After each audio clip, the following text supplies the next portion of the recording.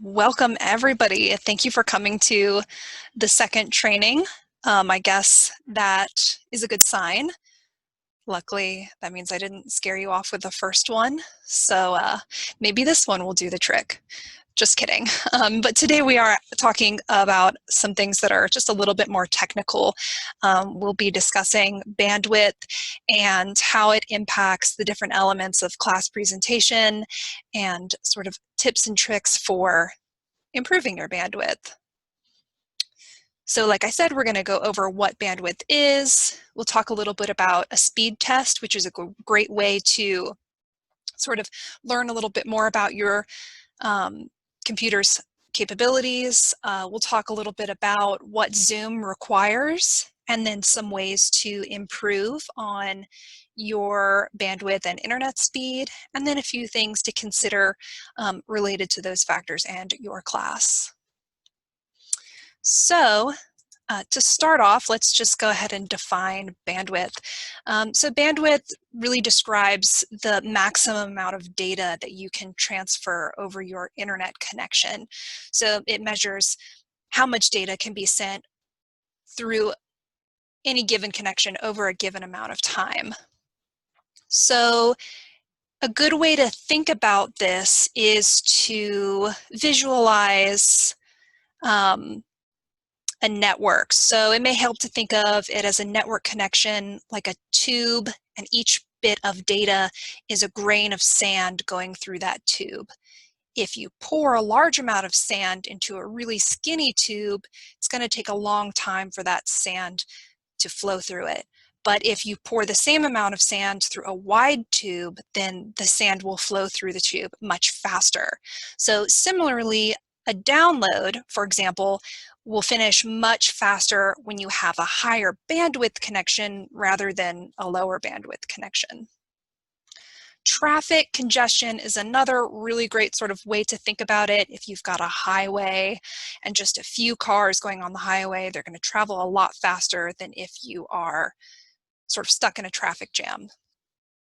So one thing that's important to note here, and this confuses a lot of people, is that your internet isn't really any faster if you have 1 megabit per second versus 5, and I know this is jargon, we'll go into what this means.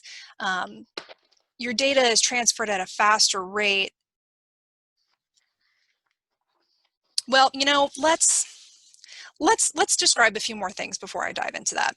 First, let's talk about the speed test. So basically, bandwidth, how much information you can send, right? Or how much you can receive. You can test that speed at speedtest.net. And then you're going to get some information that this is what I need to explain first. So these are the things that you will see when you do the speed test. Your download speed. So this is the speed at which the information travels from the internet to your connected device. So for example, if you're on Facebook, this would determine how long it takes for your Facebook feed to load.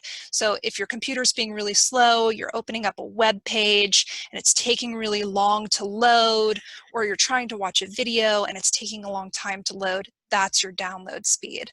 Your upload speed is the opposite.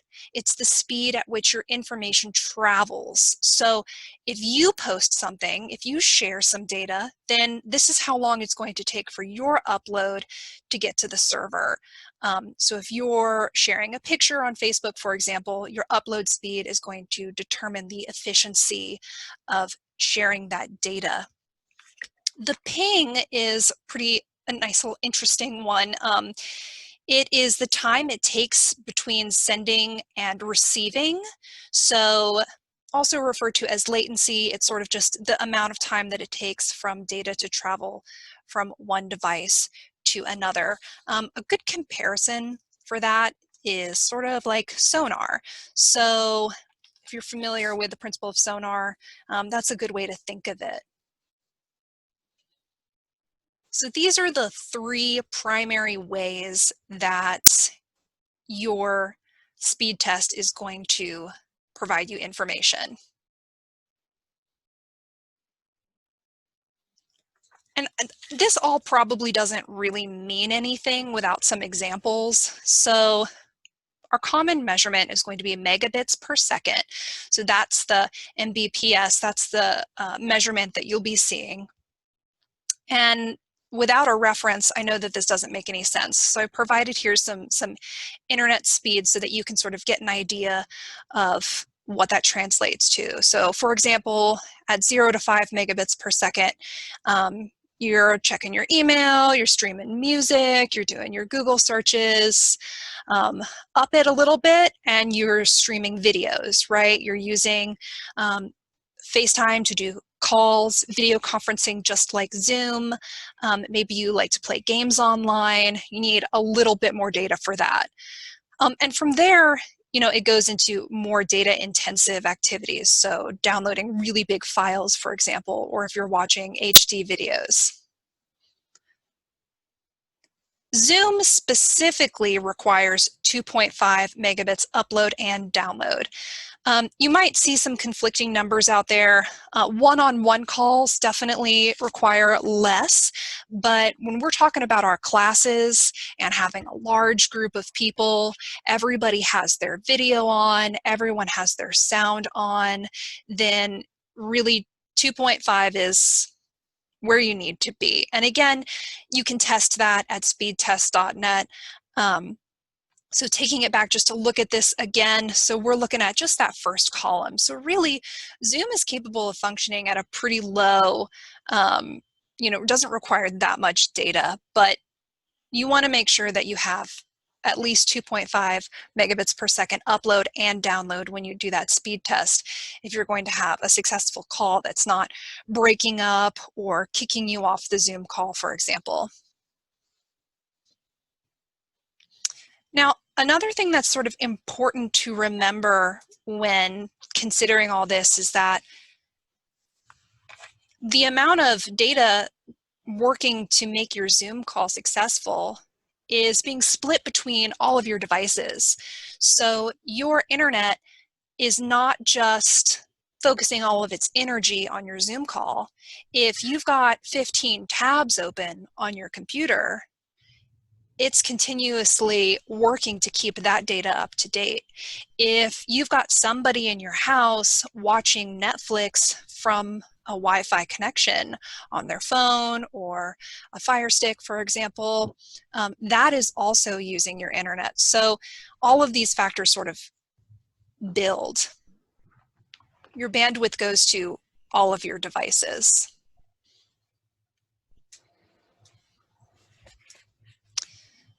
So this leads us to the next sort of natural question.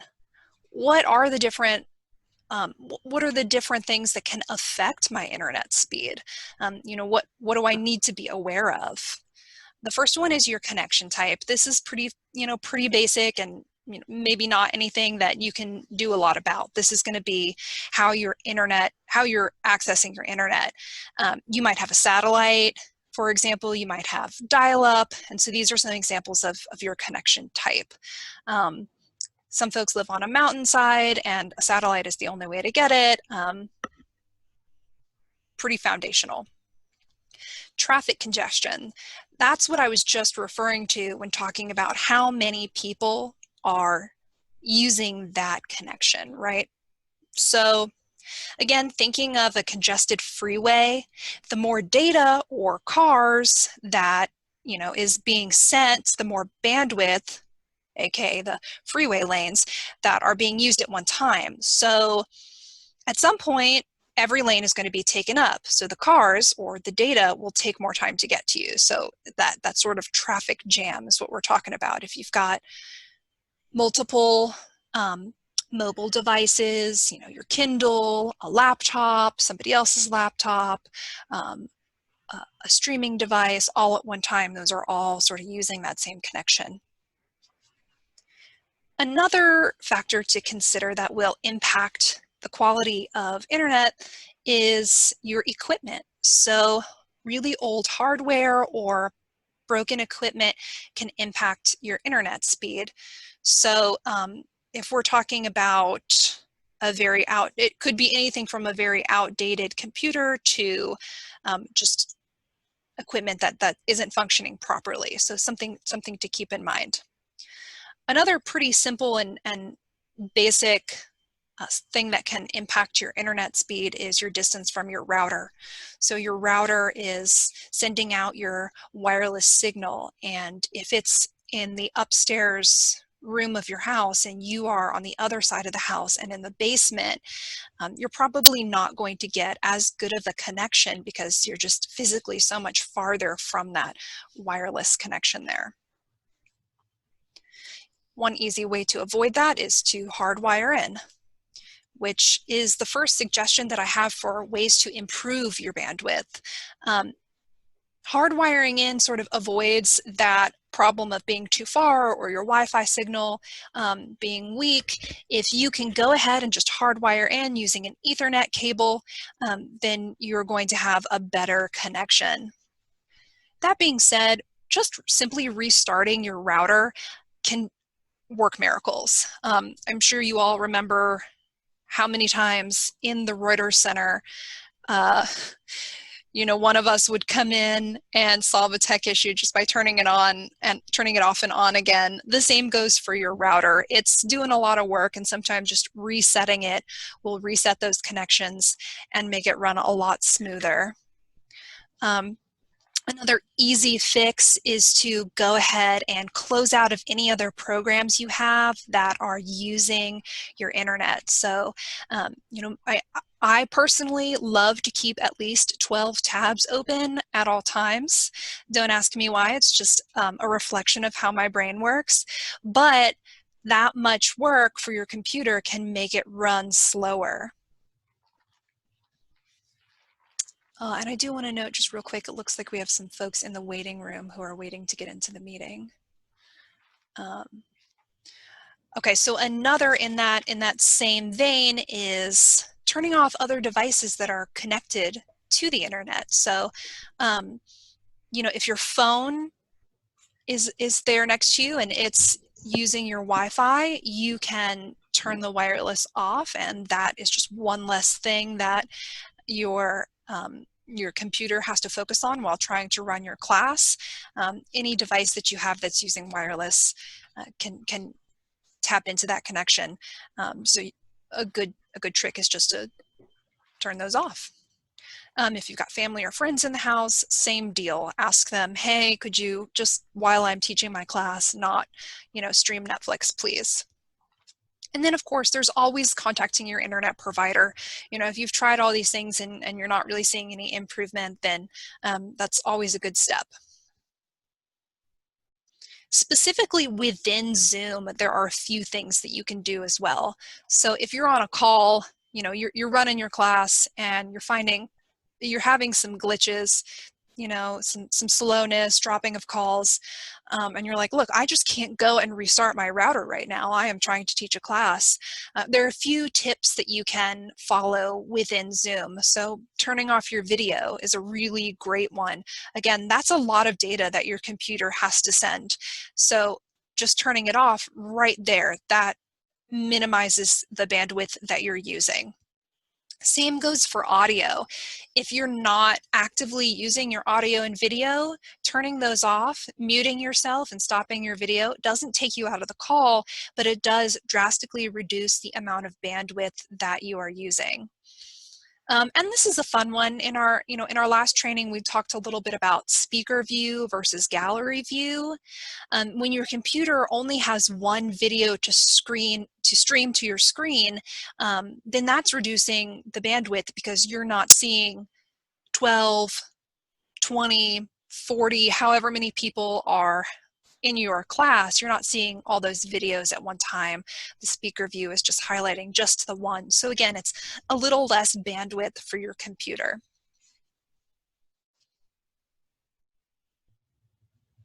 Now I want to talk about a couple of examples of things that could go wrong and sort of what you could do.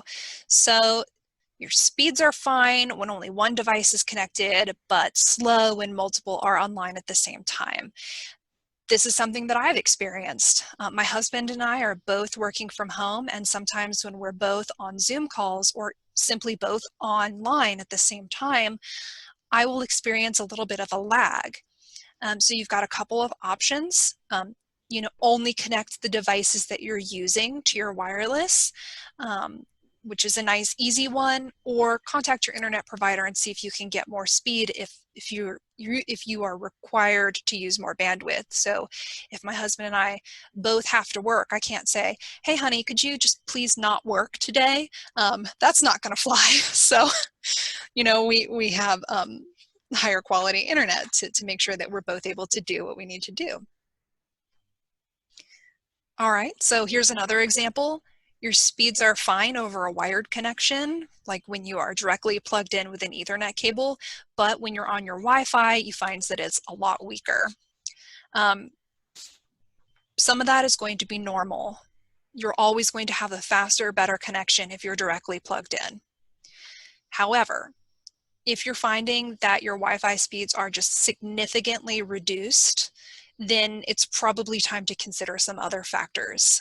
We could be talking about an equipment issue, outdated equipment, or maybe you purchased a new Wi-Fi router, but it's not compatible with your plan. And that's not just something that we know, that's not just information that we're like, oh yeah, of course. So, contacting the place that you bought it from or your internet provider can give you a little more info.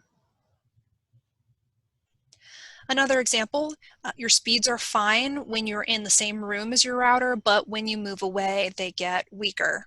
And again, this goes back to that idea that we talked about earlier, that when you're close to your router, you're getting a better connection. So of course, you could make sure that you're located close to it, or you could reposition your Wi-Fi router so that it's in a more central location in your house. And sometimes when it's obstructed, if there's a lot of boxes or if it's behind, a large bookshelf, that can sometimes get in the way of getting a really good signal out.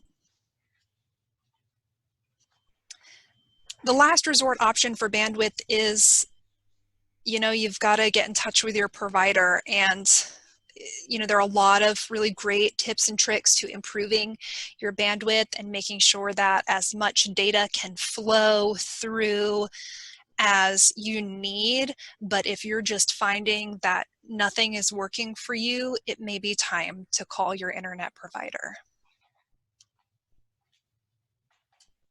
So now let's talk about some of the different forms of running a class and how your bandwidth can impact those different types of classroom strategies. So we're first going to talk about lecture and discussion. So if you're running a class and it's mostly lecture-based or discussion-based, then you are probably going to use less bandwidth than if you had a really video heavy kind of class plan. But especially with the discussion-based class, you probably want everybody to have their video on, and you probably want everyone to unmute at some point. So in cases like this, it's a really good strategy to just say to your class participants, hey, if everyone could stay muted except for when you are talking, then you reduce the amount of bandwidth that they have to send out and that you have to receive, so making it easier for folks on both ends of that upload, download part of bandwidth that we talked about.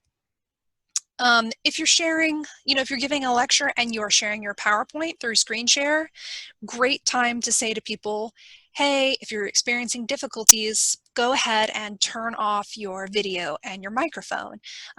There are some instructors who find that they just prefer to make that announcement at the beginning and have that be best practice. It's really sort of up to you. Again, a smaller class will have less risk of high bandwidth usage than a larger class will. Now I would like to talk a little bit about using pre-recorded material or sharing videos. So obviously, sharing any kind of media like a video or anything pre-recorded, that's more data, right? So that's more data that you're sending through that tube. So again, thinking of bandwidth as sort of like a tube, or so you're pouring some sand through that tube, and the more you're pouring, the more sand, the more data, the harder it is for it to go quickly. So, you could experience in that case a little bit of lag. And this is one of the reasons that I do strongly recommend that you think very carefully about how much video content and pre-recorded content you want to use in your class, and to make sure that you're really testing out your computer's bandwidth before you dedicate your class to those materials, because the risk is high. And not just for your own bandwidth and your own internet speed, but also for your participants. So, you may be able to send out a large amount of data very efficiently. Your internet may work great. You've got all your other devices turned off. You're right there next to your router, but your class participants may not be having the same experience. They may not have the same quality of internet, and their computer is downloading all of that data that you're sending, and it's may not be coming through as smoothly on their end. And it's very hard to individually assess everybody's bandwidth on their computer, and even harder to say, hey, I need you to have excellent bandwidth so that I can share a lot of videos. So just considering that, think about the amount of media that you plan to share. And that's certainly not to say that you can't share videos or pre-recorded materials. Plenty of classes have done so successfully. It's just something to practice and not take lightly. So now I want to just revisit something that we talked about in our last training, because this was one of the tips for improving your bandwidth, is changing your view into that speaker view. And it's something that is really useful, and we also had a question about it. So I just wanted to quickly touch on this again. When you're in Zoom, not during screen sharing, but when you're in, say, a lecture or a discussion format, you've got a couple of different interfaces, so a couple different ways that Zoom can display for you. The first one is active speaker, and this is the one where you've got the large video of whoever it is that is making sound or speaking in that moment. And so active speaker view is going to be ideal for using a minimal amount of bandwidth, because again, it's not sending the data for every single person in your class. It's really just focusing on that one. And yes, you do have a row of thumbnails, but those are a much smaller image, so we're talking less data. Gallery view is when you see a display of everyone in the class, and if you've got a really large class, this might be one of those times when you want to focus on asking everyone to stay muted, for example. And just for reference here, we've got the gallery view. This is the grid version, and you can toggle between that and speaker view with a button in the upper right-hand corner of your Zoom screen. And then this would be sort of where in the speaker view where you could also spotlight a video. And just real quick to revisit that, the way that you would do that is to sort of hover over that video image or that little thumbnail image of yourself or the person that you would like to spotlight. Click on those three little dots that appear, and when the drop-down menu opens up, you would select the option to spotlight a video. So it's a good way if you're giving a lecture and you want to make sure that the focus is on you.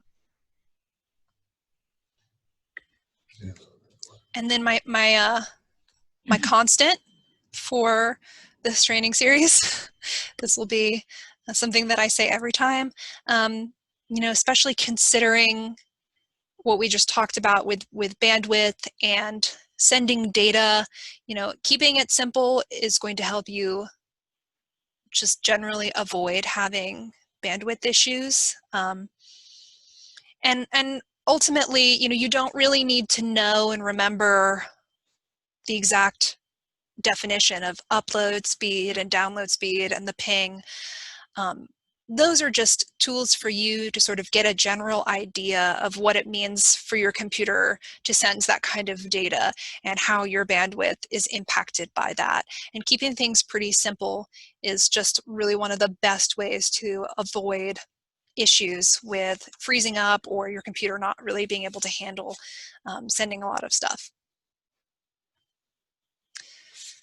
All right, so next week we are going to talk about some of the tools for managing class engagement. So we'll revisit sort of that idea of spotlighting videos. We'll talk about the chat feature and the reactions feature. And we'll also talk about the role of Zoom assistants. So this will be sort of more diving into the engagement tools of Zoom, and then hopefully maybe hearing from a few folks who taught this summer about some of the things that have been successful for them. And then on next Thursday, a week from today, we will be discussing screen sharing. And so now that you have sort of a foundational knowledge of the different tools in Zoom, we're moving into the fun stuff. And then of course, wrapping it up next Friday with a little open practice session. All right, well, I